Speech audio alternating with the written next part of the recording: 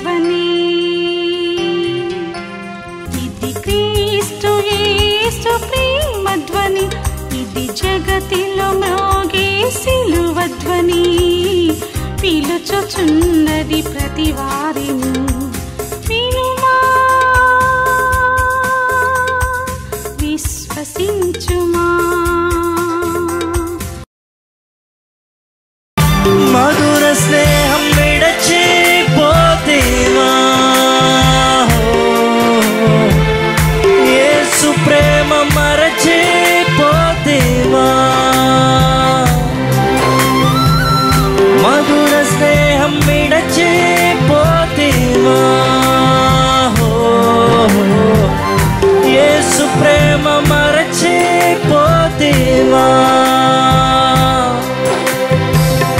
ఎన్ని నాలో నీవు తప్పిపోయి, ఎన్నలేని దీవెనలన్నీ కోల్పోయి, దుఃఖించేదెందుకు నా నేస్తమా.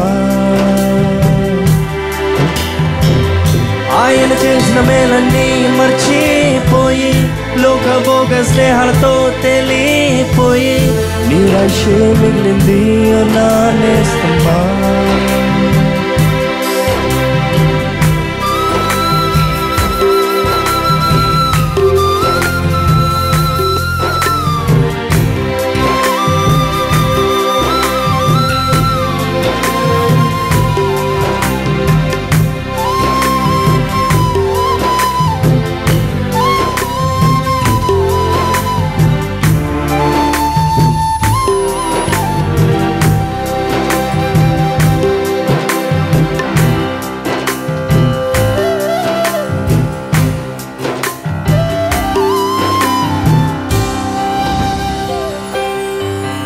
కొన్నాళ్ళకే కృషించే శరీరాన్ని ప్రేమించి, లోకచరలో జీవితం వడలనే. ఎడారిలా నీవుంటే జీవ ఊటతో నింపి, ఆత్మకు సమృద్ధిని నొసగేనే. చిగురింపజేసే జీవితం ఫలించేందుకే నీ జీవితం. చిగురింపజేసే జీవితం ఫలించేందుకే నీ జీవితం. ఎన్ని నాలో నీవు తప్పిపోయి, ఎన్నలేని దీవెనలన్నీ కోల్పోయి, దుఃఖించేదెందుకు నా నేస్తమా.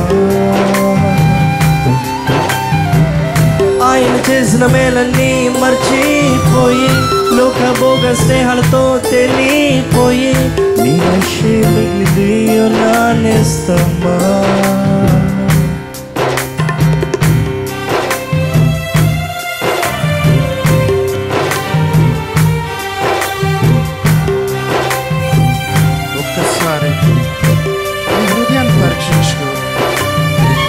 ఎన్నిసార్లు దేవుని దగ్గర నుంచి దూరంగా వెళ్ళిపోయినా దేవుడు నిన్ను ప్రేమిస్తూనే ఉన్నాడు కదా. ఆయన స్నేహాన్ని వదిలేసి ఈ లోక స్నేహాన్ని ప్రేమిస్తున్నావా? దయచేసి ఒక్కసారి నీ హృదయాన్ని సరి చేసుకో. నీ హృదయాన్ని పరిశుద్ధంగా కాపాడుకో. నీ తలంపులు పరిశుద్ధంగా కాపాడుకో. ఇప్పుడు వాక్యానికి ముందు దేవుడు నీతో మాట్లాడాలనుకుంటున్నాడు. నీ హృదయాన్ని పరిశుద్ధంగా ఖాళీగా ఉంచుకుందాం. ఒక్కసారి దేవుని తీర్మానం చేసుకుందాం. నీ స్థానములో తానే అపరాధిగా నిలిచి, నిన్ను నిష్కలంకుని చేసేనే. నిరాక్షేపముగానే నీతో నిబంధన చేసి, నిత్య జీవమిచ్చనే ప్రేమతో. సమసిపోయే చీకటి శాపము వెలిగించే ఆత్మా దీపము. సమసిపోయే చీకటి శాపము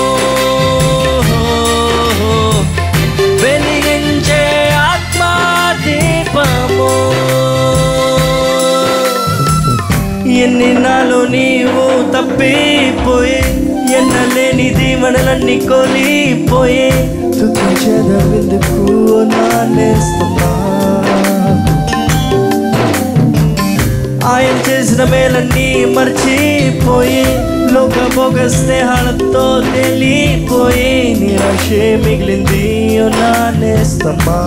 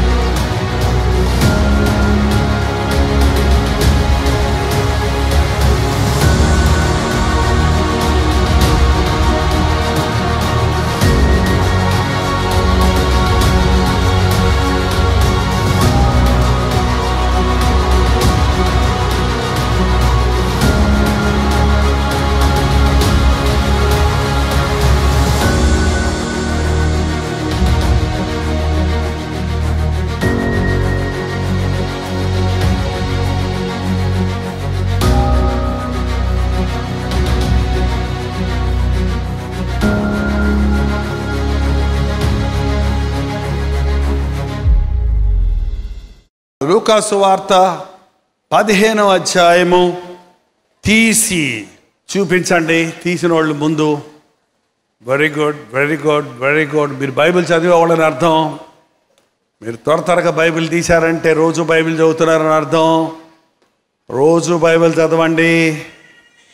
మీ బైబిల్ పేజీలు నలిగిపోయి ఉంటే మీ హృదయం తెల్లగా ఉన్నట్టు అర్థం. మీ బైబిల్ కొత్తగా ఉంటే మీ హృదయం నల్లగా ఉందని అర్థం. వెరీ గుడ్, చాలా వందనాలు. ఎంతమంది తప్పిపోయిన కుమారుడి గురించి ఇంతకు ముందు ప్రసంగాలు విన్నారో చేయి చూపించండి. వందనాలు దింపండి. ఎంతమంది ఇంతకుముందు యెఫ్తా అనే వ్యక్తిని గురించిన ప్రసంగం విన్నారో చేయి చూపించండి. యెఫ్తా ప్రసంగం తెలియదన్నారు. తప్పిపోయిన కుమారుడి ప్రసంగం అందరికీ తెలుసు. దేవుని వాక్యం ఎప్పుడు పాతది. ఎంతమంది ప్రసంగికులు ఎన్ని వందల సార్లు ఎన్ని ప్రసంగాలు చేసినా తారాగాని ధన నిధి దేవుని వాక్యంలో ఉన్న సత్యం. ప్రతిసారి వాక్యము క్రొత్తదనాన్ని, క్రొత్త విషయాలను మనకు తెలియజేస్తూ ఉంది. ఇవాళ నేను ఇంకొక విషయం చెప్పాలనుకున్నాను, కానీ చివరి నిమిషంలో ప్రభు ఈ వాక్యం చెప్పమన్నాడు. తెలిసిందే కదా ప్రభా అంటే మళ్ళీ చెప్పు. మనకి కొన్ని తెలుసు. రోడ్డు కుడి ప్రక్కన నడవాలి అని తెలుసు, కానీ నడుస్తామా? నడము. అందుకని మళ్ళీ కుడి ప్రక్కన నడవలను అని మళ్ళీ చెప్పాలి. ఏంటంటే మనకు తెలిసిన సారానికి లోబడకపోతే తెలిసినట్టే కాదు అసలు అది కదా. ఇక్కడ ఒక కుమారుడు అన్నాడు. యేసు ప్రభు నోటి నుంచి వచ్చిన వర్తమానం ఇది. ఇందులో చాలా చక్కటి అర్థము, భావము, పరిశుద్ధాత్ముడు మన హృదయాలకు సేద తీర్చే సందేశము ఉంది. ఒక తండ్రికి 2 కుమారులు. చిన్నవాడు ఒకరోజు వచ్చి, తండ్రి నా ఆస్తిలో నాకు భాగం ఇచ్చేయి అని అధికారం చెలాయిస్తున్నాడు. తల్లి ఉన్నట్టు ఆ ఇంట్లో కనపడతల్లా. తల్లి లేకపోయినా మళ్ళీ పెళ్లి చేసుకోకుండా ఆ కుమారులను పెంచి పెద్ద చేసిన ఆ తండ్రి నిజంగానే చాలా త్యాగంతో, ప్రేమతో బిడ్డలను చూసుకుంటున్నాడు. అంతేకాదు ఈ తండ్రి ఆస్తిపరుడు, అంటే ఆ ఇంట్లో ఏ లోటు లేదు. మరి ఎందుకు ఈ కుమారుడు వచ్చి ఇంట్లో నుంచి వెళ్ళిపోతానంటున్నాడు? నేను వెళ్ళిపోవాలి. ఒకవేళ నాయన ఏమైంది నీకు, ఏం తక్కువైంది? మొన్నే కదా చినిగిపోయిన జీన్స్ ప్యాంటు కొనిపెట్టమంటే కొనిపెట్టాను కదా, 3,000 రూపాయల బూట్లు కొనిపెట్టమంటే కొనిపెట్టాను కదా, నల్లకళ్ళద్దాలు కొనిపెట్టమంటే కొనిపెట్టాను కదా, హ్యాట్ కొనిపెట్టమంటే కొనిపెట్టాను కదా, మంచి కాలేజీలో నీకు సీటు తీసి నిన్ను చదివించాను కదా, నీకు సూట్ కావాలంటే కొనిపించాను కదా, నీకు ఏ వంకాయ వద్దు నాకు కోడి కూర కావాలంటే చేయించాను కదా, గులాబీ జామ్ కావాలంటే చేయించాను కదా, నీకు ఏం తక్కువైంది నాయన ఈ ఇంట్లో, ఎందుకయ్యా వెళ్ళిపోతానంటున్నావు అని తప్పకుండా తండ్రి అడుగుంటాడు. ఎందుకంటే ప్రభువు చెప్పిన వర్తమానాలన్నీ, ప్రభువు చేసిన స్వస్థతలన్నీ వివరించి రాస్తేనట ఆ పుస్తకాలు పెట్టడానికి 4-5 బీరువాలు కాదు, భూలోకం అంతా కూడా సరిపోదట. మీరు ఎప్పుడైనా చదివారు అది? యోహాను సువార్త చివరి అధ్యాయం చివరి వచనం. యేసు చేసిన కార్యములు ఇంకనూ అనేకములు కలవు, వాటిలో ప్రతి దానిని వివరించి రాసిన ఎడల రాయబడిన గ్రంథములకు భూలోకమైనను చాలదు, భూలోకం అంతా పెట్టినా చాలనంట. అన్ని అద్భుతాలు చేశాడు ఆయన. వివరించి రాయడం కుదరదు. అందుకని క్లుప్తంగా ఒక సందేశం ఉంది. పరిశుద్ధాత్ముడు మనం ధ్యానిస్తున్నప్పుడు అదిని వివరిస్తాడు.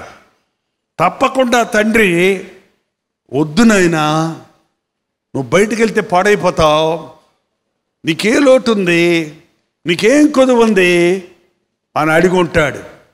మరి అబ్బాయి ఏం చెప్పుంటాడు? నాకు అన్నీ ఉన్నాయి కానీ ఇక్కడ ఏంటి ఆ అబ్బాయికి?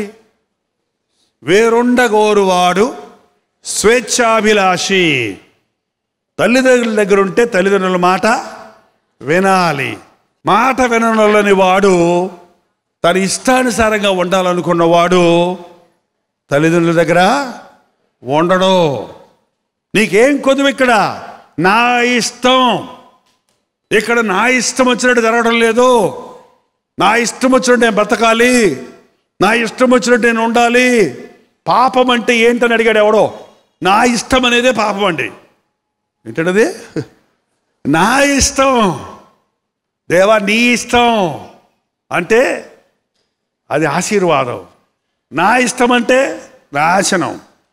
ఏమై ఉన్నామో అది దేవుని కృప. మన మాటల్లో నా అనేది కాక దేవునికి మహిమనిస్తే మనం దీవించబడతాం. ఎందుకు వెళ్ళిపోతున్నావు నువ్వు? నా ఇష్టం వచ్చినట్టు నేను బతకాలి, నువ్వు చెప్పినట్టు నేను బతకను, నా ఇష్టం వచ్చినట్టు నేను ఉండాలి. నాకు 4 చెల్లెళ్ళు 3 తమ్ముళ్ళండి. చిన్నప్పుడు అందరు కలిసి ఆడుకొని బతికాం కదా. ఓ రోజు మా చెల్లిని కొంచెం గత్తుడిసేయమ్మా అన్నాను.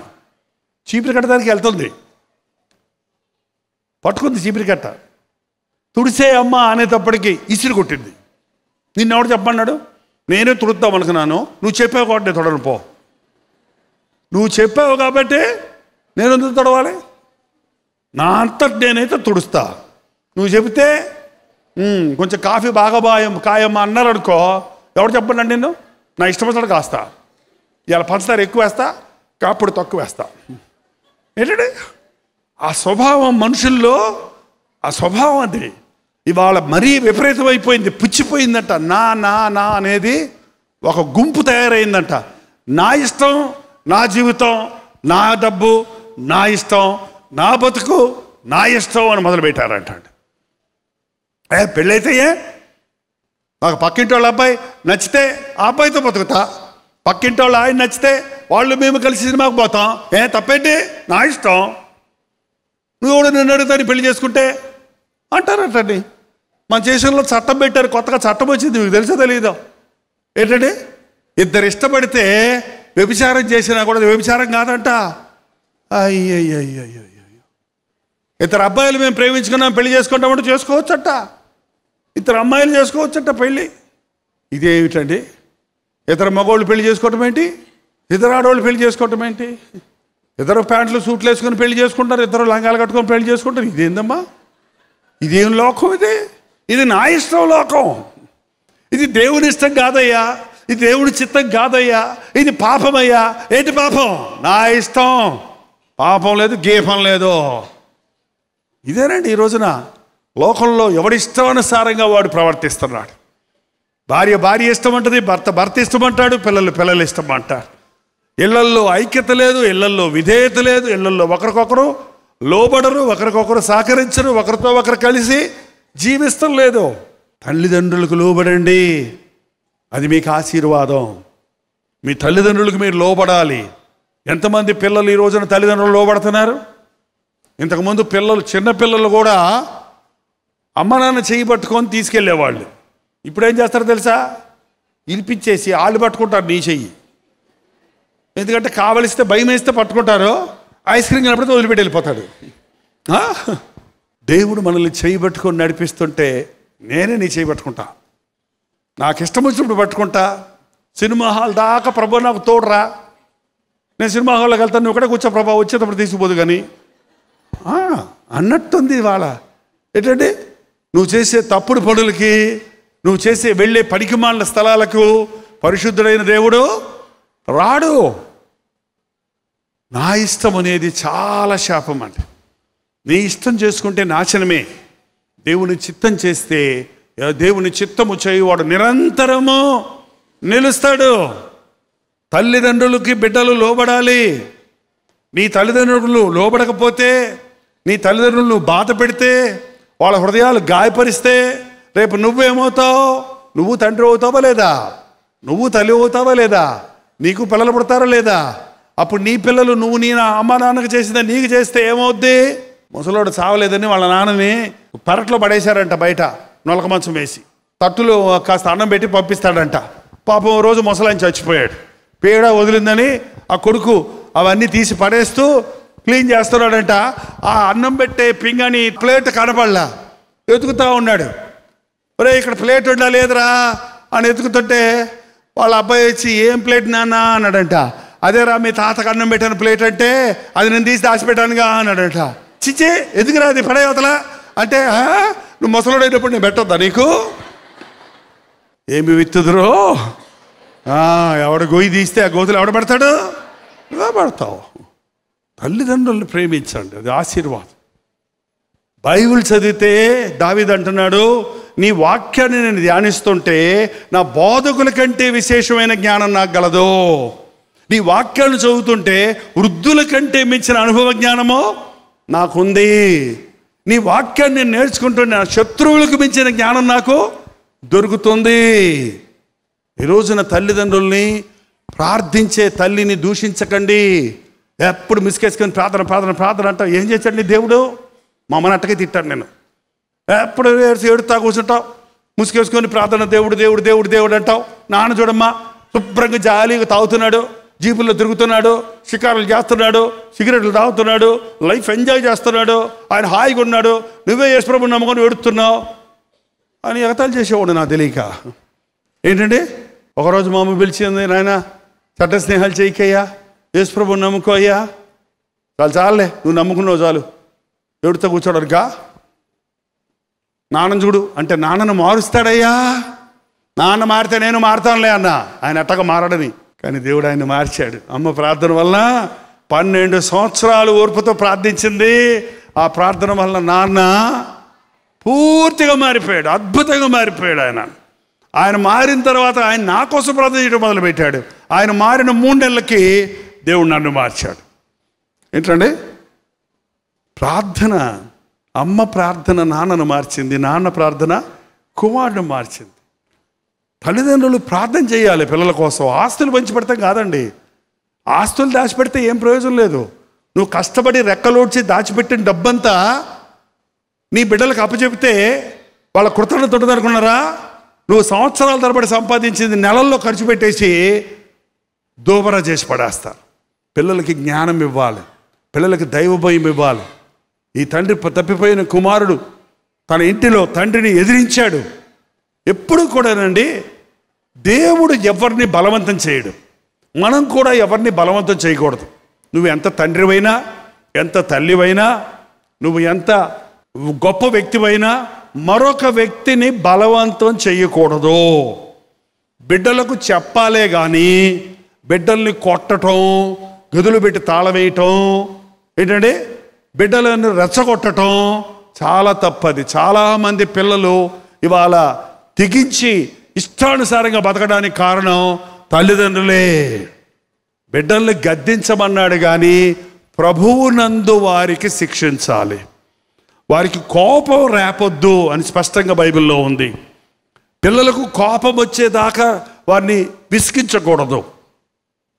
కాబట్టి ఈ మంచి తండ్రి ఏం చేశాడంటే, నా ఆస్తి నాకు ఇమ్మంటే, అసలే తండ్రి ఆస్తిలో కుమారులకి కుమార్తెలకి తండ్రి బతికొండగా హక్కు లేదు. ఆ సంగతి మీకు తెలుసా?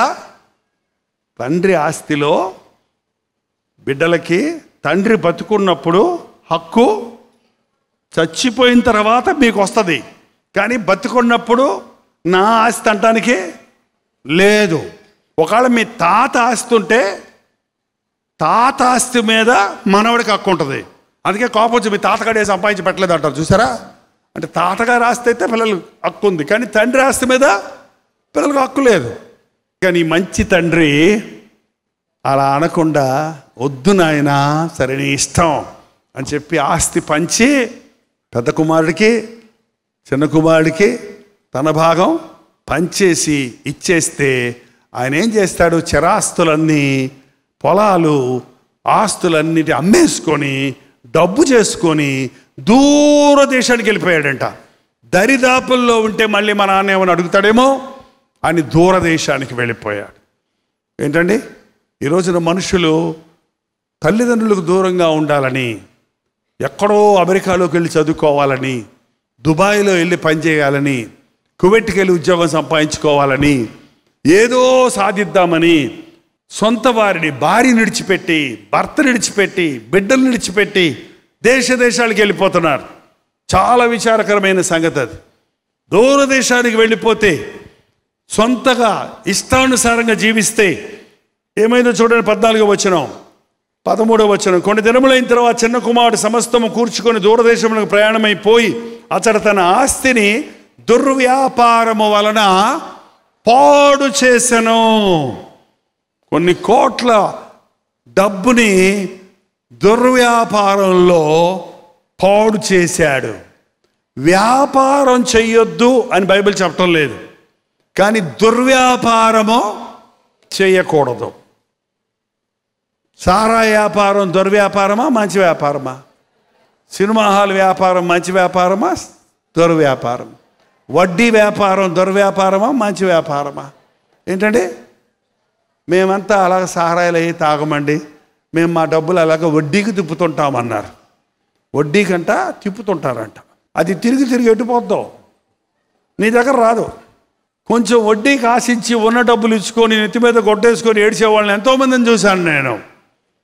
నమ్మి వడ్డీలకి ఇచ్చానయ్యా, మొత్తం పోయిందయ్యా, 8 లక్షలు పోయిందయ్యా అని ఏడుస్తూ ఒక సహోదరు వచ్చి చెబుతా ఉంది.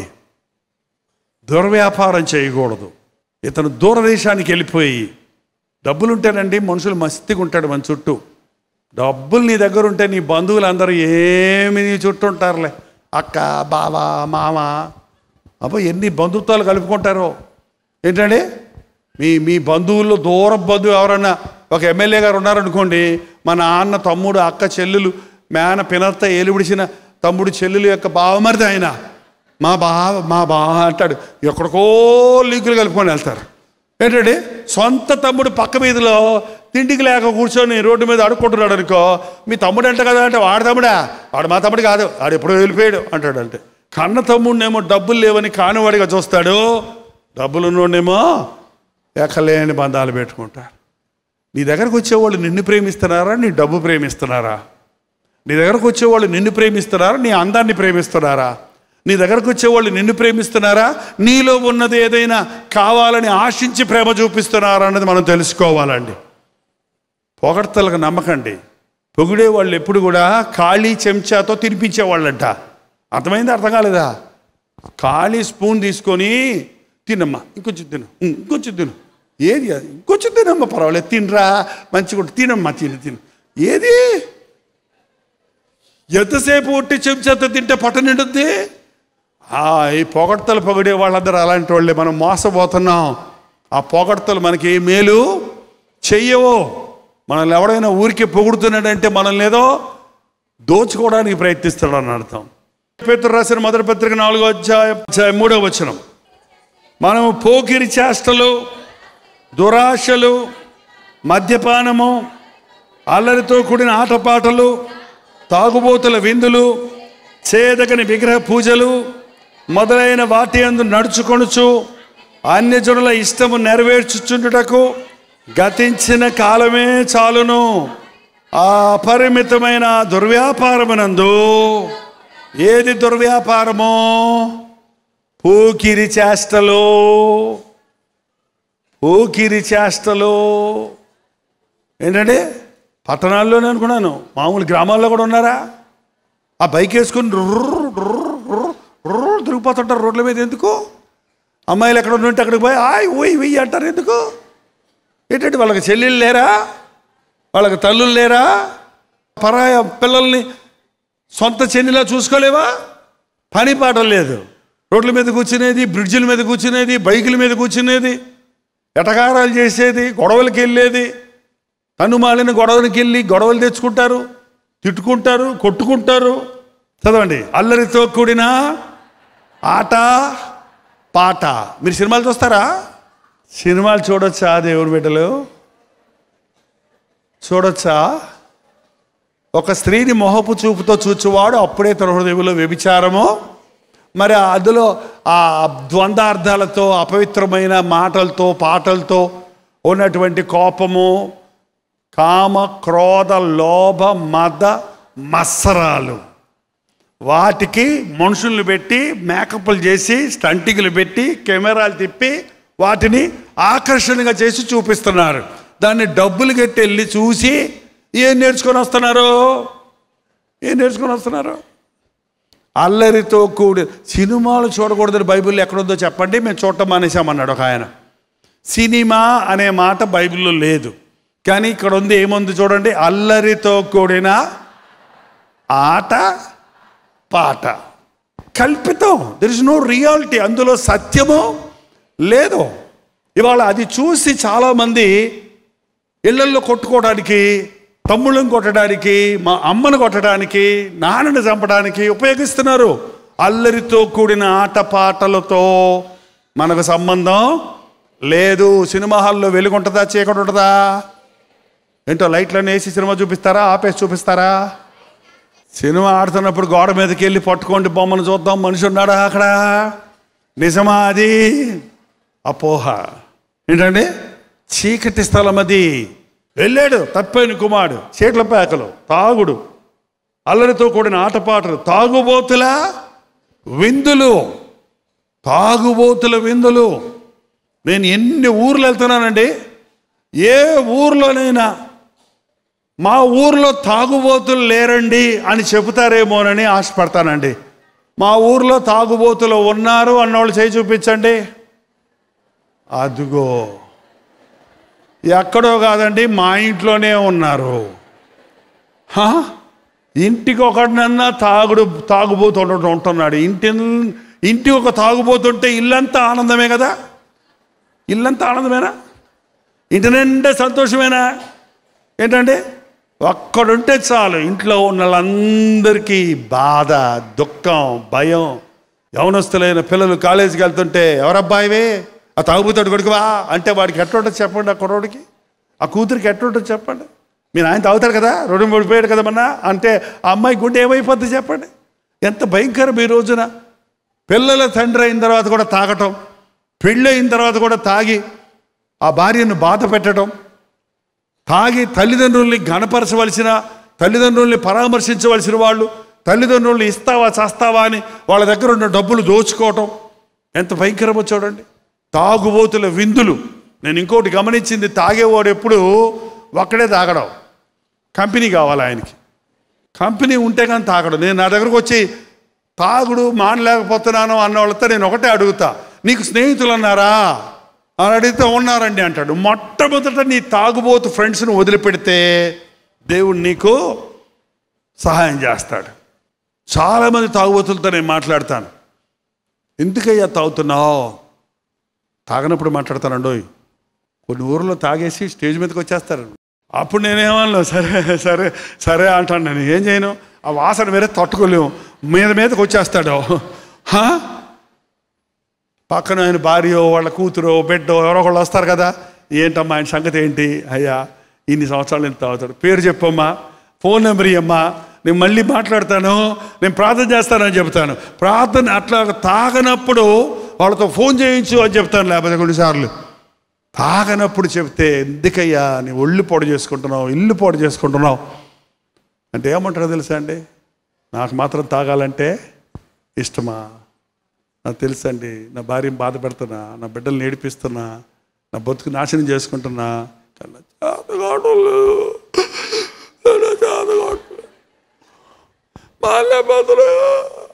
అది చిన్న పిల్లల్లో ఏడుస్తారు. నేను గమనించి చూసింది ఏంటంటే, తాగుబోతులందరూ చాలా మంచోళ్ళు అండి, చాలా మంచోళ్ళు. ఎంత మంచోళ్ళు అంటే ఆ సారాయి వచ్చినప్పుడు నో అని చెప్పలేరు, నాకు వద్దు అనలేరు అనమాట. నేను తాడు అనలేరు అనమాట. మీ ఇంట్లో తాగబోతున్నాడా?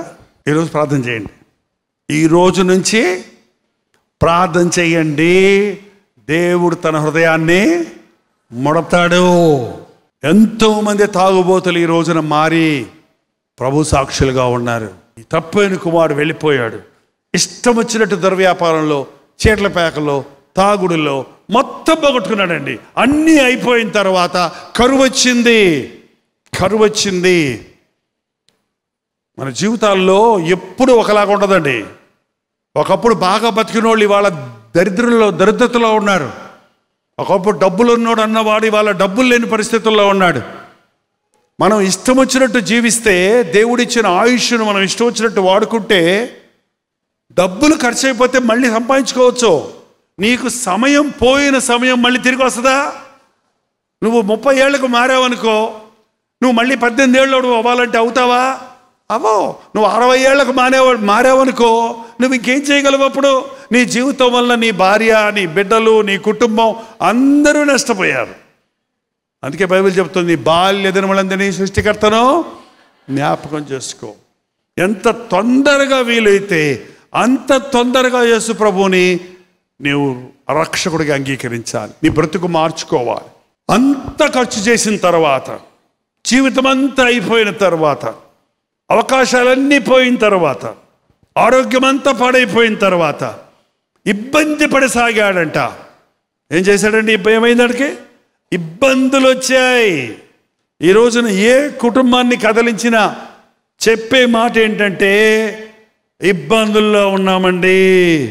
ఆర్థిక ఇబ్బందులు, అనారోగ్య పరిస్థితులు, మానసిక ఆందోళన, గర్భఫలాలు లేవు, పిల్లల వివాహాలు జరగటం లేదు, ఉద్యోగాలు దొరకటం లేదు, ఏది చేసినా నష్టం వస్తుంది. చేపల చెరువు వేస్తే చేపలకు రోగం వచ్చింది, పంట వేస్తే తుఫాను వచ్చి కొట్టుకుపోయింది. ఏది చేసినా జీవితంలో నెమ్మది లేదు. ఇంటికి వస్తే పోరాటం, బయటికి వెళ్తే గొడవ. మా బతుకుల్లో నెమ్మది లేదు. ఎందువలన? నీ ఇష్టం చేసుకున్నావు, నీ ఇష్టానుసారంగా జీవించావు, నీ యవ్వన కాలం అంతా వృధాపరుచుకున్నావు, నీ ఇష్టానుసారమైన పెళ్లి చేసుకున్నావు, నీ ఇష్టానుసారమైన ఉద్యోగాలకు, వ్యాపారాలకు దిగావు. దేవుని చిత్తం అడగలా, దేవుని సద్దులో ప్రార్థన చేయలా, దేవుని ఆశీర్వాదాల కోసం వెతకలేదు. అంత పోయిన తర్వాత ఇబ్బందులు అయిపోయి ఎక్కడికి వెళ్ళాడు తెలుసన్నాడు? పందులు కాసేవాడి దగ్గరికి వెళ్ళాడంటండి. ఉద్యోగానికి, ఏదో ఒక ఉద్యోగం, తినడానికి తిండి లేదు, కడుపు మండిపోతుందో, మొద్దయ్యరా బాబు అంటే పందుల దగ్గర కాయవయ్యా చూద్దామన్నాడట.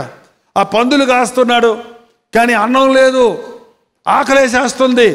తప్పైన కుమారుడు పందులు పొట్టుతో తిందామనుకున్నాడు. నేను అనుకుంటాను, మీరు ఎప్పుడన్నా పందుల్ని కుడితికి వదిలినప్పుడు చూశారో లేదో తెలియదు, కానీ నేను చూశాను. అవి వాటిని ఒకేసారి వదిలినప్పుడు గురుగురు గురుగురు గురుగురు గురుగురు గురుగురు పరిగెడతాయి. అవి పరిగెత్తుకొని పాపం ఈ పొట్టిట్ట తీసుకుందామని నోడు దగ్గర పెట్టుకునేటప్పటికి మొత్తం పందులు వచ్చి తోసేసి ఉంటాయి, అతన్ని దెబ్బకి గబ్బుకి వెనకబడి ఉంటాడు మనిషి. అప్పుడు వచ్చిందంట, ఏమొచ్చింది? బుద్ధి వచ్చినప్పుడు, తన స్థితి తనకు తెలిసినప్పుడు, ఛా ఏంటి నా బ్రతుకు, మా నాన్న దగ్గర కూలోళ్ళకు కూడా కడుపు నిండా అన్నం ఉంది, మా నాన్న మల్ల మీద దగ్గర కూర్చోబెట్టుకొని తల నిమురుతూ నన్ను ఇంకొంచెం వేసుకో అయ్యా, ఇద్దినయ్యా అద్దినయ్యా అని నాకు ఎన్ని రకాల ఆహారం పెట్టాడు, పనోళ్ళు కూడా సమృద్ధిగా తిన్నారు, నేను ఇక్కడ ఆకలితో చచ్చిపోతున్నాను, నేను లేచి నా తండ్రి దగ్గరికి వెళ్తాను, నానా నన్ను క్షమించు, నేను దేవునికి విరోధంగా నీకు విరోధంగా పాపం చేశాను, నీ కుమారుని అనిపించుకోవడం నాకు యోగ్యం, నీ కూలోళ్ళలో ఒక పనోడుగా పెట్టుకో అని అడుగుతాను అని అనుకొని, మనం కూడా రండి అనుకుంటుంటాం, ఛీ పనికి మాల బతుకు, నేను కూడా మారిపోతా, నేను కూడా బాప్తిసం తీసుకుంటా, నేను కూడా ప్రభు కొరకు బ్రతుకుతా, ఇంకా నేను ఈ సారాయి తాగను, నేను ఇంకా సినిమాలు చూడను, నేను ఇంకా అలా ఉండను ఇలా ఉండను అని జనవరి 1వ తారీఖున చాలామంది ముఖ్యంగా చేసుకుంటారు నిబంధనలు. ఏంటంటే కానీ అనుకుంటారు, కానీ అనుకొని వాయిదా వేస్తారు. వాయిదా వేయొచ్చు, వేయొద్దు, మీరు ఏదన్నా వాయిదా వేయండి, కానీ రక్షణ విషయంలో మాత్రం ఇదే అనుకూలమైన సమయము, ఇదే రక్షణ, ఈ రోజే. కానీ ఈరోజు దేవుడు నీకు ఒక మంచి అవకాశం ఇచ్చాడు. ఈరోజు నీ హృదయం మారాలని, నీ జీవితం మారాలని, నీ గమ్యం మారాలని, నీ దుఃఖ దినాలు సమాప్తం అవ్వాలని, నీ శ్రమల నుంచి నీ విడిపించబడాలని, నువ్వు క్రొత్త జీవితం జీవించాలని పరిశుద్ధాత్మ దేవుడు మన మధ్య సంచరిస్తూ ఉన్నాడు. నాకు ఆ క్రొత్తదనం కావాలి, నాకు బుద్ధి వచ్చింది, నాకు ఆ పాత జీవితం వద్దు అని ఎవరైనా తమ స్థితిని తెలుసుకుంటే, మీరు మీ తప్పును దేవుడి దగ్గర ఒప్పుకుంటే ఒక అద్భుతాన్ని చూస్తాడు. వాడు ఇంకా దూరంగా ఉండగానే తండ్రి అతన్ని చూసి, రే వస్తున్నాడు రా పనికి మన్నాడు, సిగ్గుమన్నాడు, ఎట్టున్నాడు చూడరాడు, మొఖం వాడు వాలకం, ఆస్తంతా తీసుకుపోయి మళ్ళీ ఏ ముఖం పెట్టుకుని వస్తాడరా, రే తరిమేయండిరా వాడిని చూడని చెప్పండి రా అన్నాడా? ఈ లోక తండ్రులు ఏమంటారు, ఈ లోక మనుషులు ఏమంటారు? కానీ పరమ తండ్రి నా యొద్దకు వచ్చేవారు నేను ఎంత మాత్రమో తోసివేయను. వాడు ఇంకా దూరంగా ఉండగానే పరిగెత్తుకొని వెళ్ళి వాడి మెడ మీద పడి పందులు గబ్బు కొడుతున్నాడు, చెమట గబ్బు కొడుతుంది. కానీ ప్రేమ, తండ్రి ప్రేమ, దేవుని ప్రేమ, నశించిన దానిని వెతకి రక్షిస్తానికి వచ్చిన ప్రేమ వీటన్నిటిని పట్టించుకోదు. మెడ మీద పడి ముద్దు పెట్టుకొని కౌగులించుకొని తీసుకొస్తుంటే, నానా నానా నానా, తండ్రి తండ్రి తండ్రి, నేను పాపం చేశాను, నేను తప్పు చేశాను, నా ఇష్టానుసారంగా నా బ్రతికి నాశనమైపోయాను, నా శరీరాన్ని పాడు చేసుకున్నా, నా ఆస్తి పాడు చేసుకున్నా, నా సమయం వృధాపరుచుకున్నా, దేవునికి విరోధంగా పాపం చేశా, నీకు విరోధంగా పాపం చేశా, నన్ను క్షమించమని అడగడానికి కూడా నాకు అర్హత లేదు, నీ ఇంట్లో ఒక మూల కూలోళ్ళగా పడేటట్టు చెయ్యి, పడుకుంటాను నేను, ఉంచుకో అని బతిమలాడుతున్నాడు. అంటే ఏంటంటే మనం చేసే ప్రతి పాపము దేవునికి విరోధంగా చేస్తున్నాం, తోటి మనుషులకు విరోధంగా పాపం చేస్తున్నాం. భార్యను మోసగించేవాడు భార్యని మాత్రమే మోసగిస్తున్నాడా, దేవుణ్ణి కూడా దుఃఖపరుస్తున్నాడా? దేవుణ్ణి కూడా దుఃఖపరుస్తున్నాడు. ఏంటంటే తల్లిదండ్రుల మాట వినని వారు తల్లిదండ్రులకు మాత్రమే బాధపరుస్తున్నారా, పరలోకపు తండ్రిని గాయపరుస్తున్నాడా? నువ్వు ఒక వ్యక్తి విషయం దగ్గర దొంగిలించినప్పుడు ఆ వ్యక్తికే ద్రోహం చేస్తున్నావా, దేవుని ముందు పాపం చేస్తున్నావా? మనం చేసే ప్రతి పాపము దేవునికి వ్యతిరేకంగా ఉంది. కొన్ని బహిరంగంగా చేసే పాపాలు ఉన్నాయి, కొన్ని ఎవ్వరికీ తెలియని మనసులో చేసే తప్పులు ఉన్నాయి. నువ్వు ఏ తప్పైనా, ఎన్ని తప్పులైనా, ఇన్ని తప్పులు ఎందుకు చేసావయ్యా, ఇన్ని పాపాలు ఎందుకు చేసావయ్యా, నిన్ను క్షమించలేను అని యేసుప్రభు అననే అన్నాడు. ఎంత పాపినైనా ఆయన క్షమిస్తాడు. యేసుక్రీస్తు క్షమించలేనంత ఘోరమైన పాపం ఏది లేదు, యేసుక్రీస్తు రక్తము కడగలేనంత నీచమైన పాపము లేనే లేదు. మన పాపములను మనము ఒప్పుకొనిన ఎడల, ఒప్పుకున్నాడా లేదా కుమారుడు?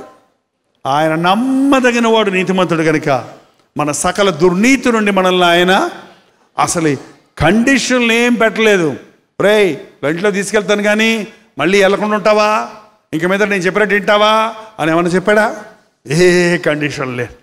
కౌగిలించుకొని ఇంట్లో తీసుకెళ్ళి కూలోళ్ళని పిలిచి, రండి చేతికి ఉంగరం పెట్టండి, కాలికి జోడు తరగండి, ప్రశస్తమైన వస్త్రం కప్పండి, ఈ నా కుమారుడు తప్పిపోయి దొరికాడు, చచ్చిపోయి బ్రతికాడు, మనందరము సంతోషిస్తాం. ఒక మనిషి ఈ లోకంలో తన తప్పును గ్రహించి పశ్చాత్తాపడుతుంటే పరలోకంలో ప్రభువు సంతోషిస్తాడండి. నేను కార్చిన రక్తం వృధా అవ్వలేదు. నేను తండ్రి కుడిపార్శ్వమున కూర్చొని యేసు ప్రభు ఏం చేస్తున్నాడు? ఇప్పుడు ఏం చేస్తున్నాడు? తండ్రి, వారు ఈ రోజైనా నా బిడ్డలుగా మారినట్లు చెయ్యి, వారి మీదకి నీ కోపం రానివ్వకు, వారికి యాక్సిడెంట్లు అవ్వనివ్వకు, వారి గుండె ఆగనివ్వకు, ఏంటండి వారి పాపాలకు వారి మీదకు శాపం వచ్చి పక్షవాతం రానివ్వకు, వారిని చంపకో, వారిని రక్షించు, ఇంకొక అవకాశం ఇయ్యి అని పరలోకంలో మన కొరకు ప్రభు ఏం చేస్తున్నాడో తెలుసా? విజ్ఞాపన చేస్తున్నాడు. ఇవాళ నువ్వు సజీవుడిగా ఉన్నావంటే అది దేవుని కృప. ఇవాళ మనం దేవుణ్ణి ఆరాధించగలుగుతున్నామంటే కోట్ల మంది జనులు ఉన్నారండి. మీరే వచ్చారు ఇక్కడికి. మిమ్మల్ని దేవుడు కోరుకున్నాడు, మిమ్మల్ని దేవుడు ప్రేమించాడు. మీ బంధకాల నుంచి విడిపించాలని, నీ సమస్యల నుంచి తప్పించాలని, నీ రోగాల నుంచి స్వస్థపరచాలని, దురభ్యాసాల నుంచి మిమ్మల్ని, మీ బిడ్డల్ని, మీ కుటుంబీకుల్ని విడిపించాలని, మీ ఇంటికి రక్షణ ఇవ్వాలని, మీ మీ మీ మీ పేర్లు జీవగ్రంథంలో రాయాలని. నువ్వు ప్రభువా నన్ను క్షమించు అని అడిగితే నువ్వు ఇంకెక్కడికి పరిగెత్తక్కర్లేదు. ఇప్పుడు కొండకో కోనకో పరిగెత్తాల్సిన అవసరం లేదు మనకి. ప్రభు ఎక్కడున్నాడు? 2-3 ఎక్కడ నామంలో కూడి ఉన్నారో అక్కడే ఉన్నాడు, మన మధ్యలోనే ఉన్నాడు, మన మధ్యలోనే ఉన్నాడు. ఆయన ఆత్మస్వరూపిగా ఉన్నాడు కాబట్టి మన కళ్ళతో చూడలేం, కానీ ఆయన ముట్టుదలను మనం గ్రహించగలం. యేసయ్యా అంటే పలికి ఎంత దూరంలో ఉన్నాడు ఆయన. ప్రభువా నన్ను క్షమించు అంటే చేతిని చాపి నిన్ను ముట్టగలిగిన వాడిగా ఉన్నాడు. ఈ రాత్రి జీవము కలిగిన దేవుడైన మన ప్రభు ఎక్కడికి ఏ ఉద్దేశంతో వచ్చారో నాకు తెలియదు, ఏ సమస్యలతో వచ్చారో నాకు తెలియదు, ఎలాంటి ఇబ్బందుల్లో ఉన్నారో తెలియదు, ఎలాంటి కరువులతో ఇక్కడికి వచ్చారో మీరు తెలియదు. కానీ దేవుడు నీ కరువులో నిన్ను విడిపించడానికి, నీ ఇబ్బందుల నుంచి నిన్ను తప్పించడానికి, నీ మనస్సు మార్చి నిన్ను ఒక నూతన వ్యక్తిగా చేయడానికి, నీవు పాపం వల్ల తెచ్చుకున్న శాపాలన్నీ, కరువు కాటకాలన్నీ, రోగ బాధలన్నిటి నుంచి నిన్ను విడిపించి తను హత్తుకోవాలని, నువ్వు పోగొట్టుకున్నవన్నీ తిరిగి నీకు ఇవ్వాలని ఆశపడుతున్నాడు. నువ్వు చేయవలసింది, దేవా నేను పాపం చేశాను, నా తప్పును క్షమించు అని దేవుని పరిశుద్ధాత్ముడు నిన్ను ఒప్పించే తప్పు. పరిశుద్ధాత్ముడు పని ఏంటో తెలుసండి? భాషలు మాట్లాడతారు, ఎగిరి గంతులేస్తారు, కింద పడేస్తారు అనుకుంటున్నారు ఈ రోజుల్లో. అసలు పరిశుద్ధాత్ముడు చేసే పని ఏంటో తెలుసా? నీతిని గురించి, తీర్పుని గురించి, పాపముని గురించి మనలను ఒప్పింపజేస్తాడు. మనం ఒప్పుకోం మన తప్పుని, కానీ పరిశుద్ధాత్ముడు మన మనోనేత్రాలు తెరిచినప్పుడు మన స్థితిని మనం గ్రహించుకొని మన తప్పును మనం ఒప్పుకుంటకు పరిశుద్ధాత్ముడు సహాయం చేస్తాడు.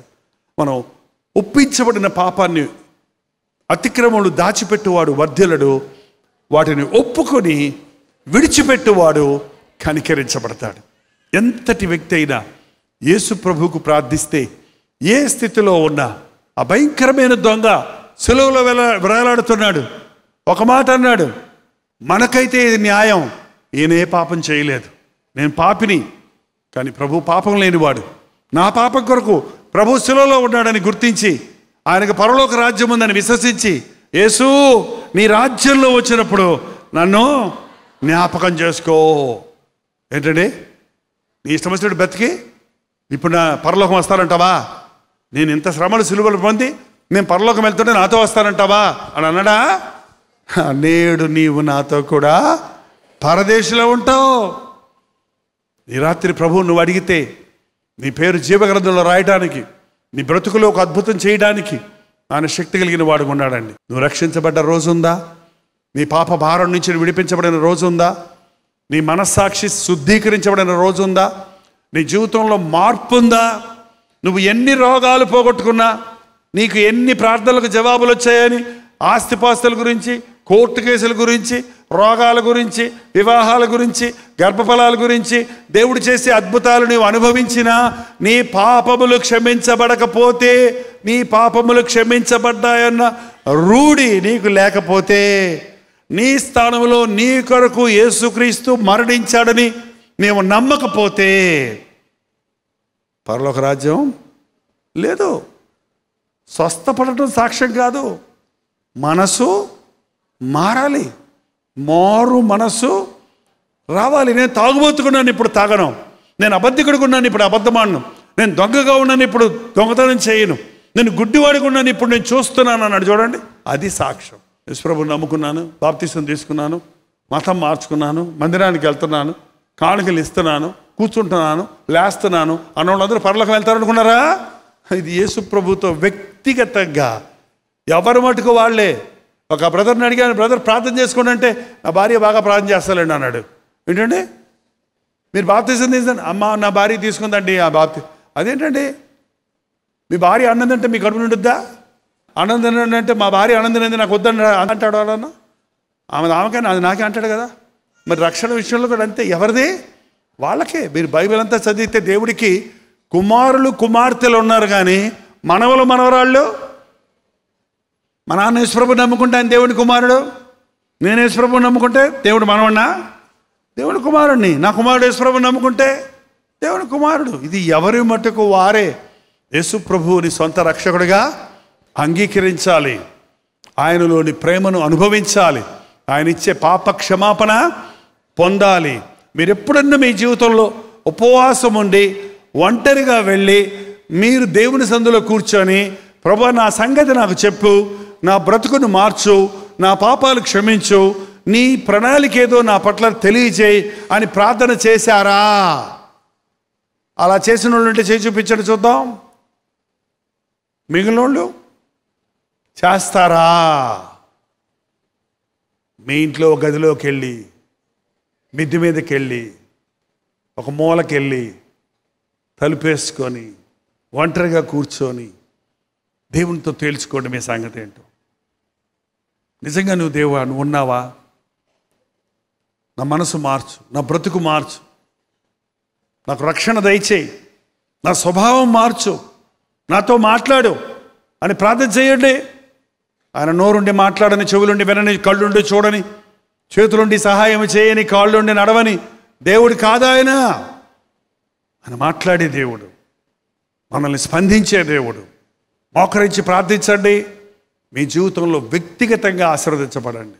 మీరు పొందేటువంటి నిజమైనటువంటి ఆశీర్వాదం నీకు నీ దేవునికి అంతే. మూడవ వ్యక్తిగత సంబంధం లేదు. ఎవరి రికమెండేషన్లు మనకి అక్కర్లేదు, ఎవరి మెప్పులు మనకు అక్కర్లేదు, ఎవరి విమర్శలు మనం లెక్క చేయని అక్కర్లేదు. యెహోవా ఉత్తముడని రుచి చూచి తెలుసుకోండి, అనుభవించి తెలుసుకోండి. నేను నమ్మిన దేవుణ్ణి నేను ఎరుగుదును, నేను ఆయనకు అప్పగించిన దాన్ని ఆ రోజు వరకు కాపాడతాడు అని పౌలు అన్నాడు. చూసారా, నేను నమ్మాను యేసుప్రభుడి రక్షకుడిగా. ఒకప్పుడు ఎరుగక యేసుప్రభుని దూషించా, ఒకప్పుడు తెలియక యేసుప్రభు నామంలో ప్రార్థించే వారిని చెదరగొట్టా, ఒకప్పుడు నా అజ్ఞానంతో యేసుప్రభుని నమ్ముకున్న వాళ్ళని చంపాలనుకున్నా.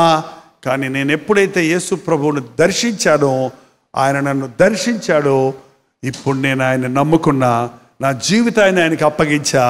ఇకను నేను పరలోకం చేరే వరకు నన్ను ఎవరు కాపాడతాడు?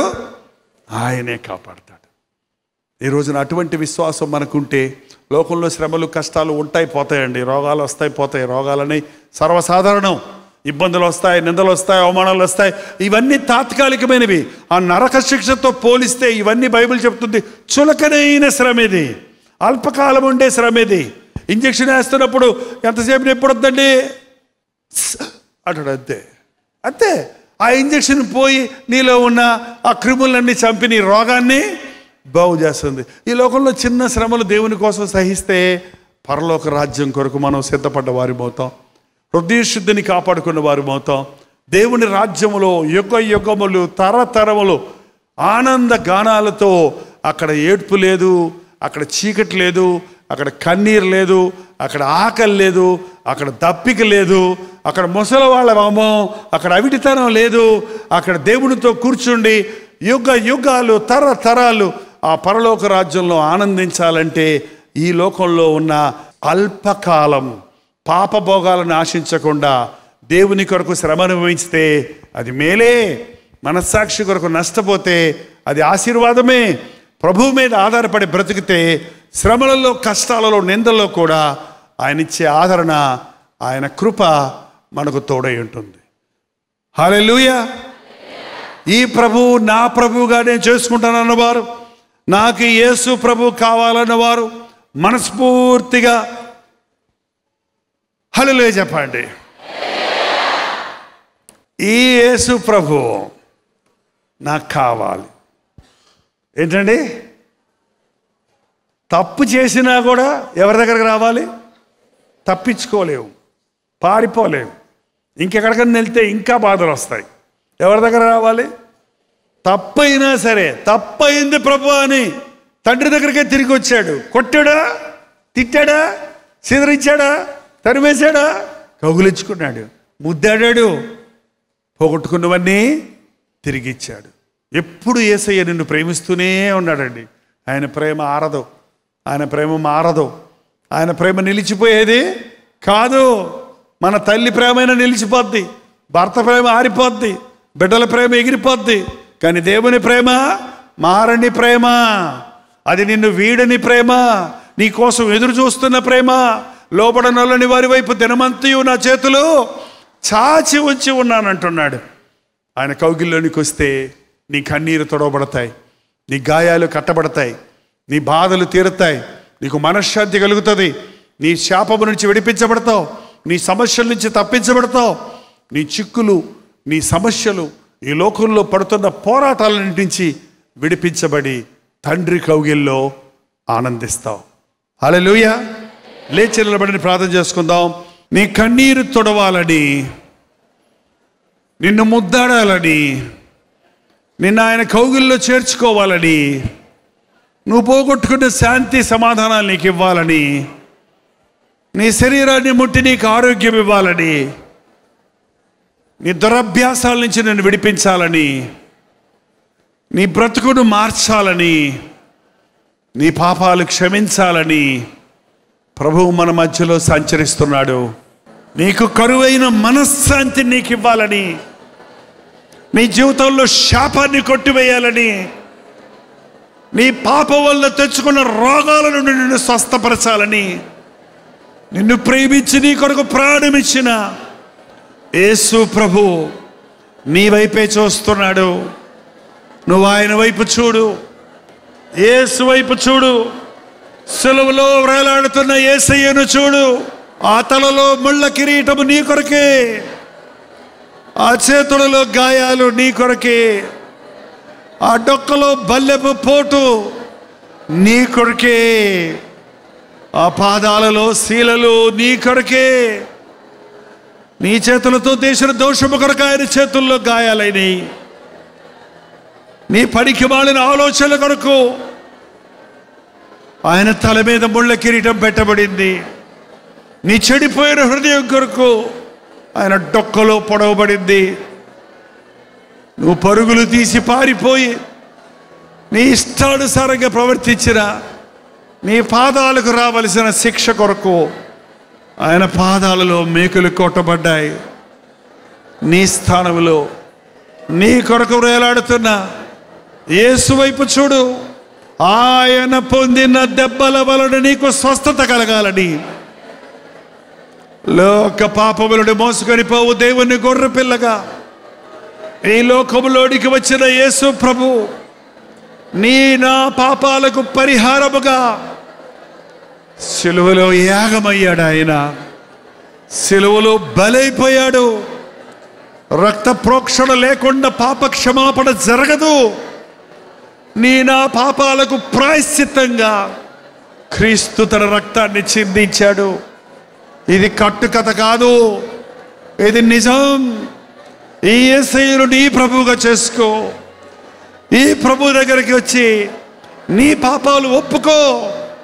మన పాపములను మనం ఒప్పుకొనిన ఎడల ఆయన నమ్మదగిన వాడు, నీతిమంతుడు గనుక యేసు రక్తము మన సకల దుర్నీతుడిని మనల్ని పవిత్రులుగా చేస్తుంది.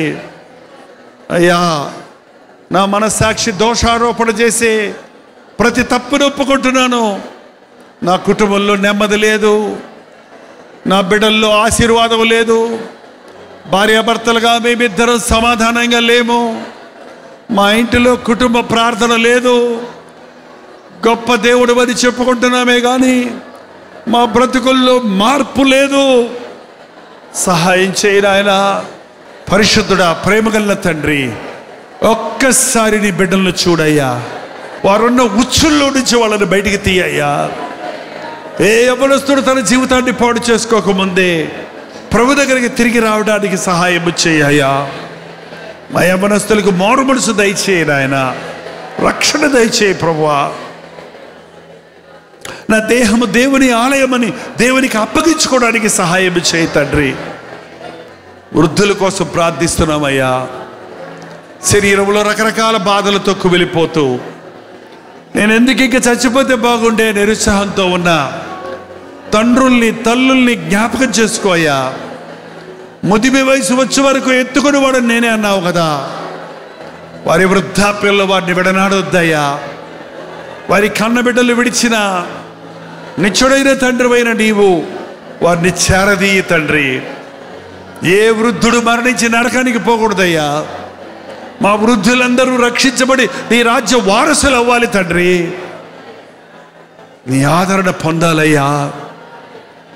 ఎవరిలో ఉన్న చిన్న బిడ్డలు చూడు తండ్రి, వారిని పెంచుకోటకు దైవ వైభలో పెంచుటకు మాకు జ్ఞానం దయచేయి నాయన.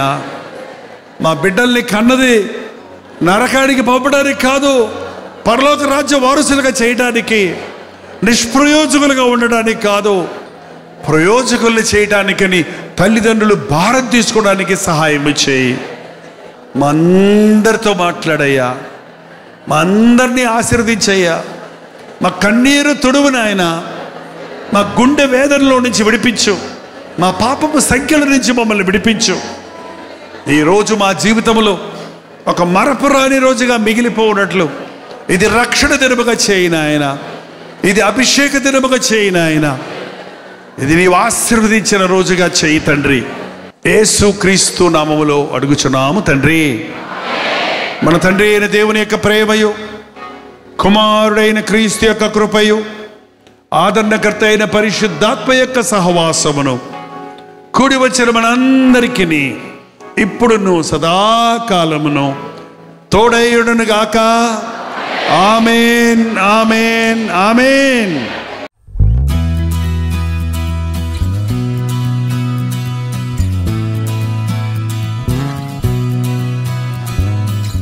హల్లెలూయా. న్యూఢిల్లీ పరిసర ప్రాంతాల్లో ఉన్న వారికి శుభవార్త. ప్రభుత్వమైతే ఈ నవంబర్ 12వ తారీఖున YWCA కాన్స్టంటియా హాల్లో 1 డే గెట్ టుగెదర్ను న్యూఢిల్లీలో మీ కొరకు ఏర్పాటు చేస్తున్నాం. మధ్యాహ్నం 2 గంటల నుంచి 6 గంటల వరకు, అలాగే 6 గంటల నుంచి 9 గంటల వరకు జరిగే ఈ 2 సెషన్స్ తెలుగువారు, హిందీవారు, తమిళ వారు మీరు పాల్గొంటారని మనందరం కలిసి దేవుని స్తుతించడానికి, ప్రార్థించుకోవడానికి, ముఖ్యంగా టీవీ ద్వారా, సోషల్ మీడియా ద్వారా వాక్యం వింటున్న మిమ్మల్ని ముఖాముఖిగా చూడాలని, మీకోసం ప్రార్థించాలని, వ్యక్తిగతంగా మీకోసం ప్రార్థించాలని వెళ్ళి వస్తున్నాం. రండి, పాల్గొనండి, దైవాశీస్సులు పొందండి. మరిన్ని వివరాలు కావాల్సిన వారు 8939393939 నెంబర్కి కాల్ చేయండి, లేదా ఈ QR కోడ్ స్కాన్ చేసుకోండి. గుర్తుపెట్టుకోండి, నవంబర్ 12వ తారీఖు న్యూఢిల్లీలో YWCA కాన్స్టంటియా హాల్లో, అశోక్ రోడ్లో ఉన్న హాల్లో 1 డే గెట్ టుగెదర్ జరుగుతుంది. రండి, మీ స్నేహితుల్ని, బంధువుల్ని అందరినీ కూడా ఆహ్వానించండి. తప్పక వస్తారు కదా.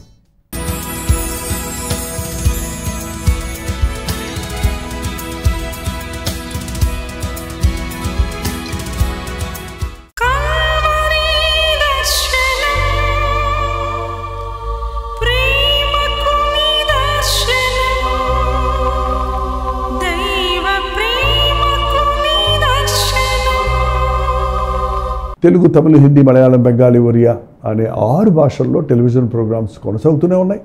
భారభరితమైన పరిచయంలో మీరు సహకరించాలని ఆశిస్తే, ప్రభు మిమ్మల్ని ప్రేరేపిస్తే మీ విరాళాలు, కానుకలు పంపించవచ్చు. అవి నేరుగా టీవీ ఛానల్స్కి వెళ్తాయి. అందులో ఏది మేము మా సొంత ఖర్చుల కొరకు ముట్టుకోవటం లేదు, వేరే పరిచయ కొరకు ముట్టుకోవటం లేదు. టెలివిజన్ పరిచయలో ఇంకా సువార్త వినని వారికి అది అందించాలని ఆశతో ఒక 20 సంవత్సరాలుగా కొనసాగుతున్న పరిచయం కొరకు ప్రార్థించండి, మీ సహకారాన్ని అందించండి. ఈ విషయం మీకు ఇంకా వివరాలు కావాలంటే 89393939 అనే నెంబర్కి మార్నింగ్ 10 నుంచి ఈవినింగ్ 10 లోపల మీరు ఫోన్ చేయండి, వివరాలు మీకు తెలియజేస్తాం.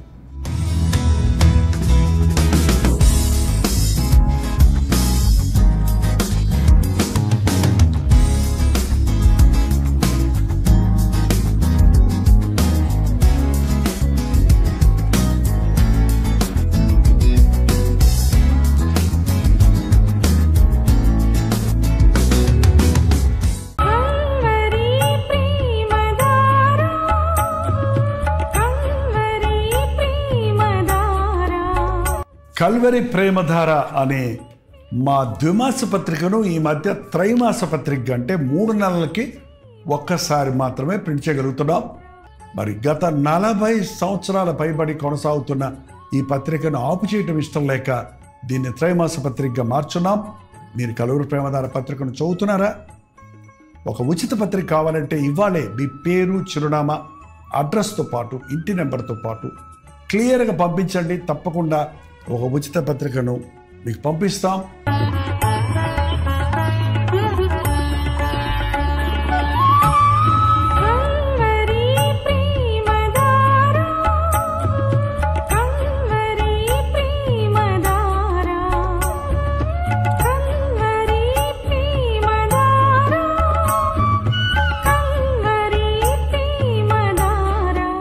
ఒక నిమిషం, మీ ఆధ్యాత్మిక జీవితాన్ని బలపరిచే అనేక పుస్తకములు, బైబిల్ సంబంధించిన పుస్తకములు, మీ సమస్యలకు పరిష్కారాలు కలుగజేసేవి, మీ ఆధ్యాత్మిక జీవితాన్ని బలపరిచేవి, మీ విశ్వాసమును వృద్ధి చేసేవి, యవనస్తులకు, స్త్రీలకు, పురుషులకు, అలాగే కుటుంబాలకు ఉపయోగకరమైన వర్తమానాలతో నిండిన అనేక పుస్తకములు, ఇంచుమించు 50 పుస్తకములు సిద్ధపరుచున్నాం. ఈ 50 పుస్తకాలు మీకు కావాలంటే ఇప్పుడే 08939393939 నెంబర్కి కాల్ చేసి తెలుసుకోండి.